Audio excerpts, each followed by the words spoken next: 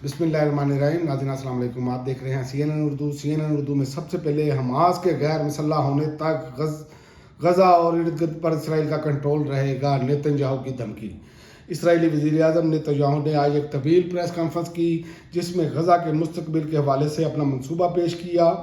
गैर मुल्की खबर रसां एजेंसी के मुताबिक वज़ीर आज़म नेतन्याहू ने धमकी दी कि इसराइली फ़ौज दरियाए उर्दन से बहरा रूम तक पूरे इलाके पर सिक्योरिटी कंट्रोल रखेगा और जिसमें गज़ा भी शामिल है। और इसके अलावा उमर अयूब और शिबली फराज PTI की सियासी कमेटी से मुस्ताफ़ी। साबिक अपोजिशन लीडर उमर अयूब ने समाजी राब्ते की साइट एक्स पर बयान जारी किया जिसमें कहा कि मैंने PTI की पॉलिटिकल कमेटी में शिरकत से मदद कर ली है। और इसके अलावा ट्रंप की फिर धमकी, ईरान ने अब मेरी वार्निंग नज़रअंदाज की तो पहले से बड़ा खमियाजा भुगतना पड़ेगा। अमेरिकी सदर डोनाल्ड ट्रंप ने पहले भी कहा कि ईरान ने पहले भी मेरे इंतबा को नज़रअंदाज किया था जिसका खमियाजा ऑपरेशन मिडनाइट की सूरत में भुगतना पड़ा। आलमी खबर रसां अदारे के मुताबिक डोनाल्ड ट्रंप ने खबरदार किया है कि अगर ईरान ने फिर इनकी वार्निंग को नज़रअंदाज किया तो मिडनाइट से बड़े और ख़तरनाक हमले के लिए तैयार रहे।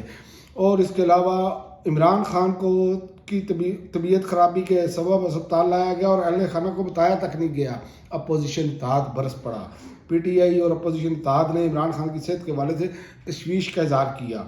बैरिस्टर गौहर और राजा नासिर अब्बास ने कहा कि इमरान खान को अस्पताल लाया गया, पार्टी और अहल खाना को बताया तक नहीं गया। ये बात अपोजिशन इत्तेहाद और PTI रहनुमाओं ने प्रेस कॉन्फ्रेंस करते हुए कही। प्रेस कॉन्फ्रेंस में बैरिस्टर गौहर, राजा नासिर